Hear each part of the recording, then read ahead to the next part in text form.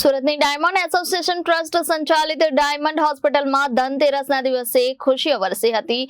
એક જ દિવસે કુલ 24 બાળકોનો જન્મ થયો હતો, જેમાં 13 દીકરીઓ અને 11 દીકરાઓનો સમાવેશ થાય છે। સુરતની ડાયમંડ એસોસિએશન ટ્રસ્ટ સંચાલિત ડાયમંડ હોસ્પિટલમાં ધનતેરસના દિવસે ખુશીઓ વરસી હતી, જ્યાં એક જ દિવસે કુલ 24 બાળકોનો જન્મ થતા તેમાં 13 દીકરીઓ અને 11 દીકરાઓનો સમાવેશ થાય છે। ધનતેરસના શુભ પ્રસંગે દીકરીઓનો જન્મ એટલે જાણે લક્ષ્મીજીનું અવતરણ કહેવાય। હોસ્પિટલ આખી બાળકોના કિલકારીઓથી ગુંજી ઉઠી હતી અને આ પ્રસંગે પરિવારજનોમાં આનંદની લાગણી છવાઈ ગઈ હતી। હોસ્પિટલ તરફથી જણાવાયું હતું કે તમામ માતાઓ અને નવજાત બાળકો સ્વસ્થ છે। CP Vanani, chairman RTSV diamond hospital.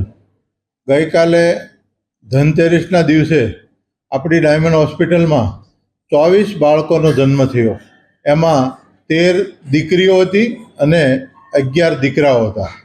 ધનતેરસે દીકરીનો જન્મ થાય એટલે લક્ષ્મીની પધરામણી કહી શકાય। એવા આ હોસ્પિટલમાં એક સાથે 13 દીકરીઓ અને 11 દીકરાનો જન્મ થવાથી આખી હોસ્પિટલના ડૉક્ટરો, ટોટલ સ્ટાફ બધા જ અને દર્દીના જે બહેનો ડિલિવરી થઈ છે એ બહેનોના જે સગાઓ છે એ બધા જ ખુશ છે।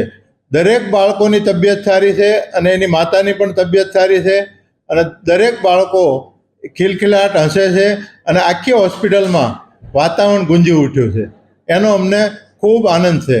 નવા વર્ષમાં તમામ સુરત શહેરના તમામ લોકોને હું ખૂબ ખૂબ દિવાળીની શુભેચ્છા પાઠવું છું। આભાર। Reporter Arvind Rathod, Janadesh news, Surat.